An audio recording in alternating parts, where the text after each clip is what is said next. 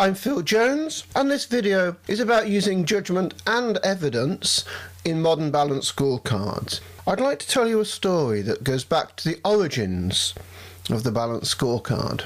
Back in 92-93, when Norton and Kaplan had been looking at the first material and were writing the first book, Norton formed an organisation called Renaissance Worldwide. Kaplan wasn't a director of that, he was a non-executive director. And there were two other directors that formed it with Norton. And I want to talk about one, a guy called Harry Lasker, because he came from Sesame Street. Now this may seem odd, but actually Sesame Street was about how did children learn.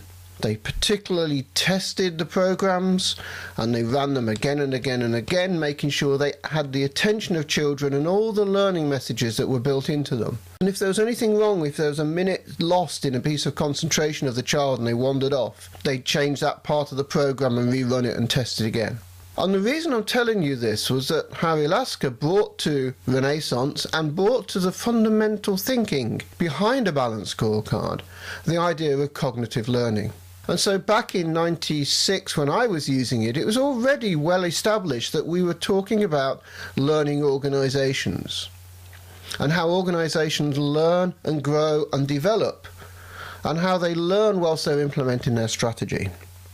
And that's why the fourth perspective, that lowest perspective, is called learning and growth. And therefore my first tip to you in using balanced scorecards, if any of you have got one and the fourth perspective has had its name changed, I strongly advise you to change it back to learning and growth.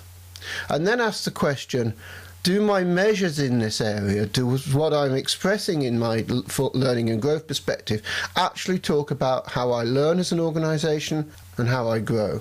Because how you learn and how you grow is embodied in this, and it's not meant to be static, it's meant to be dynamic.